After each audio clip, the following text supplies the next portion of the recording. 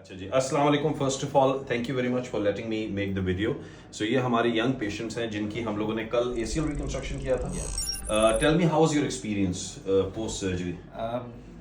Before surgery, I was nervous, but it went very smoothly. I didn't feel any pain. Good. I was scared of getting the needle. I didn't even feel that. And how do you feel today?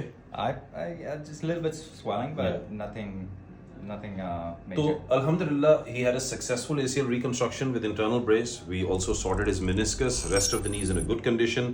आज हम इनकी बल्कि dressing उठाएंगे। हर patient को हम अपने साथ घर जाने के लिए आइस पैक्स देते हैं ताकि वो अपने साथ लेके जाएं, रेगुलर आइसिंग करें।